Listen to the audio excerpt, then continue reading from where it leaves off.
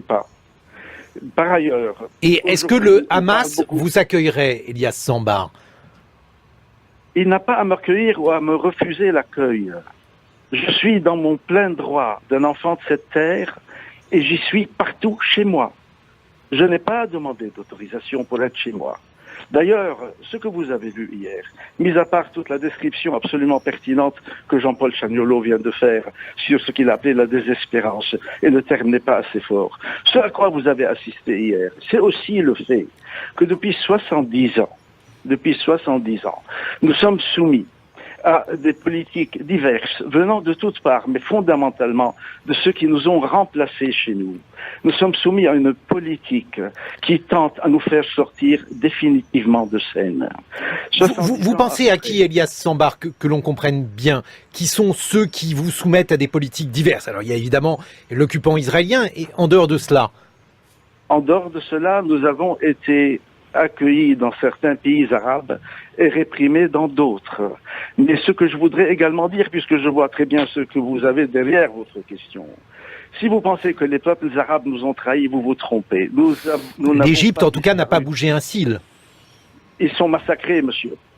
À 50 kilomètres de la frontière nord de la Palestine, un pays arabe compte 500 000 morts et disparus, qui n'a pas fait bouger un brin le monde.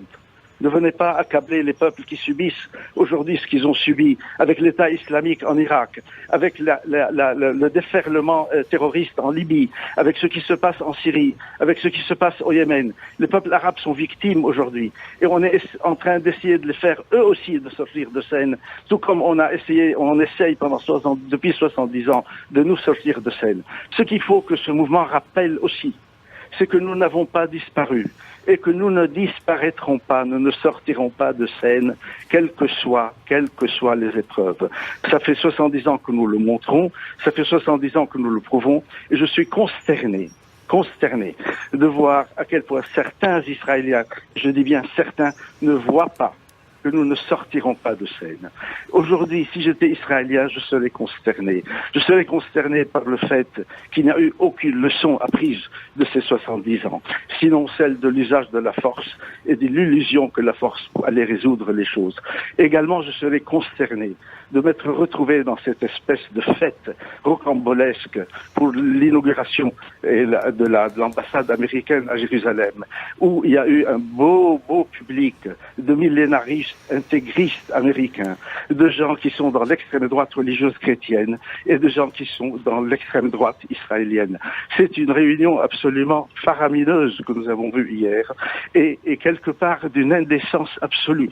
Si j'étais israélien, je serais consterné.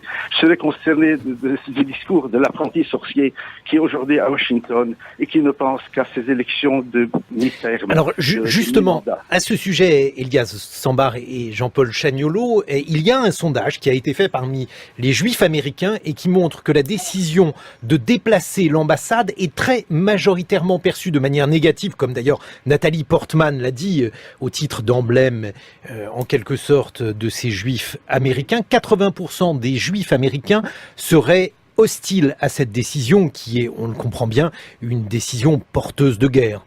Je crois c'est une grande lucidité et ça montre aussi à quel point le support électoral de Trump n'est pas là. Il est effectivement chez les évangélistes, de même pour le vice-président. Enfin, quand on l'a vu écouter au moment de son discours à Knesset il y a quelques semaines, c'était vraiment un discours qui s'appuyait sur la Bible. C'est assez impressionnant.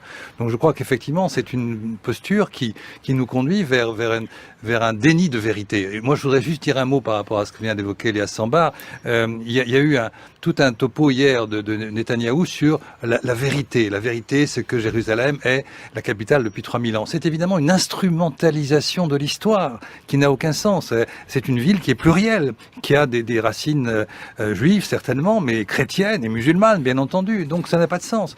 Et c'est vraiment, en plus, une question politique. Il faut pas la ramener à une question religieuse, c'est une question politique. Et cette question politique, c'est que c'est un territoire occupé, il ne faut pas l'oublier, car tout ce qui est fait aujourd'hui à Jérusalem, c'est parce qu'il y a une armée d'occupation. Et le droit international le rappelle, et c'est bien pourquoi d'ailleurs les États-Unis se retrouvent retrouve isolé, sauf avec le soutien du Guatemala et du Paraguay. Donc voilà, je crois qu'on est vraiment dans une situation qui déchire tout un pan du droit international, et je pense que c'est très grave. Elias Sambar, on a beaucoup parlé de la situation à Gaza, la situation en Cisjordanie et ce que peut faire Mahmoud Abbas aujourd'hui, selon vous. Pour être très honnête avec vous, il est bloqué. Il est bloqué par le fait de la politique américaine, il est bloqué bien entendu par les pratiques de l'occupant, mais il est également bloqué par la non-activité, si je puis dire, des pays amis. Aujourd'hui, Mahmoud Abbas serait infiniment plus renforcé dans sa démarche de paix, dans sa démarche de reconnaissance et de réconciliation. Il serait infiniment plus consolidé si certains pays, et je pense notamment à la France, avaient le courage, je pèse mes mots, avaient le courage de franchir le pas et de reconnaître l'État de Palestine. Aujourd'hui, une des choses qui aiderait le mieux précisément à l'avancée de cette paix qui aujourd'hui est extrêmement vulnérabilisée. S'il y a une chose qui pourrait aider, c'est précisément cette idée de la reconnaissance. Et vous savez pourquoi? Ce n'est pas simplement un geste diplomatique. C'est un geste qui dit les partenaires, les parties en cause sont à égalité. L'égalité a tout le temps été absente du processus de paix. J'étais un des négociateurs. C'est l'égalité qui a manqué en permanence. On est en permanence dans une espèce de paradoxe tout à fait hallucinant, qui fait que beaucoup de monde pense qu'en Palestine, contrairement à tout ce qui se passe sur la planète, eh bien en Palestine, beaucoup de monde pense que les occupés persécutent les occupants. Les occupants sont victimes et occupants, ce qui est une première unique et dans l'histoire et dans le monde. Merci beaucoup Elias Sambar. Je rappelle que vous êtes ambassadeur de la Palestine auprès de l'UNESCO. Jean-Paul Chagnolot, que peut la France, l'Europe aujourd'hui ? Je crois que ce qui se passe aujourd'hui montre aussi un tournant dans les relations internationales.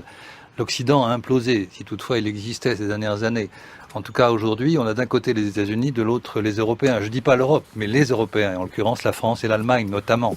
Et donc je pense que ces deux pays, peut-être la Grande-Bretagne, peut-être quelques autres, ont un rôle majeur à jouer pour rappeler le droit international et pour condamner ce qui se passe. C'est ce qu'a fait d'ailleurs le président Macron. Il a très clairement condamné les violences de l'armée israélienne. C'est important. Et maintenant, je crois qu'il faudrait qu'ils enclenchent véritablement une initiative politique qui pourrait commencer effectivement par la reconnaissance de l'État de Palestine. Merci Jean-Paul Chagnolot. Je rappelle le titre de votre dernier ouvrage, Israël-Palestine, la défaite du vainqueur, aux éditions Sinbad. Dans quelques instants, restez avec nous, un tout autre sujet, la démocratie d'entreprise, Air France, SNCF et Dividendes. Nous serons en compagnie de la philosophe Cécile Renoir pour voir si le monde de l'entreprise peut être un monde démocratique. En attendant, il est 8h sur France Culture et je vous souhaite un très bon réveil.